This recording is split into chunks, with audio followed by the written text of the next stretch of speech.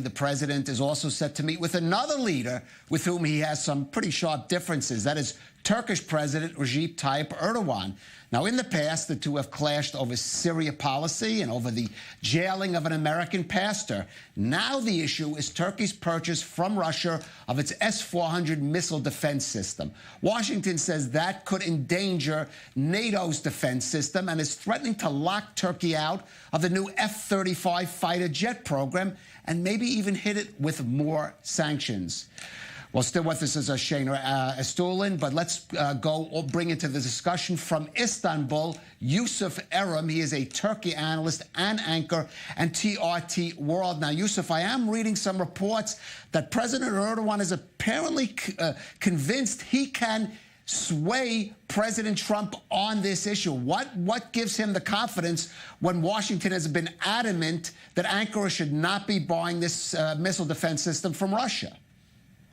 President Erdogan does seem very confident that after his bilateral meeting, he'll be able to convince U.S. President Donald Trump to waive CAATSA sanctions and maybe even further keep Turkey in the F-35 program, despite buying the S-400s. Now, President Erdogan, in previous statements before he left for Osaka, he had said that, yes, we have problems with the Americans at lower level meetings, but when it gets to the top level, when I speak face-to-face or on the phone directly with President Trump, he says these problems seem to be solved. So he does place a lot of faith in the U.S. president, but more importantly is how much is President Trump going to be able to deliver on, if any promises that he does give Erdogan. Is he going to be able to hold Congress off regarding CAATSA sanctions? Is he going to be able to pass the F-35 sale through Congress as well? So that's something that remains to be seen, but President Erdogan feels confident that after his face-to-face with President Trump tomorrow, that he will be able to explain Turkey's concerns and the two will see eye to eye on S-400s and F-35s. Yusuf, maybe give us help us understand why President Erdogan feels he must have that S-400 system from Russia when it is causing so much tension with not just Washington, but really all of Turkey's NATO allies.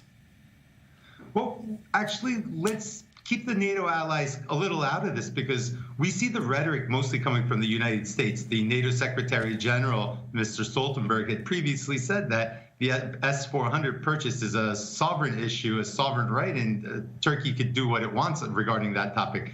But why is it so adamant? Well, when you look at Turkey's chaotic neighborhood, I mean, to the south you have Syria, you have Iran, and you have Iraq. To the west you have Cyprus and Greece. So these are all countries that Turkey has had problems with in the past. They're regional rivals, and there's ongoing war in Syria. There's a rebuilding process right now in Iraq, but it's not a completely stable situation. What can happen in Iran tomorrow? Who knows? So obviously Turkey wants a quality missile defense system. It's something that it doesn't have right now. It feels that it's very vulnerable to any type of ballistic attacks. And the S-400 is the top of the line right now when it comes to missile defense. And it was a good price from a country that Turkey wanted to improve relations with, and it pulled the trigger on the deal.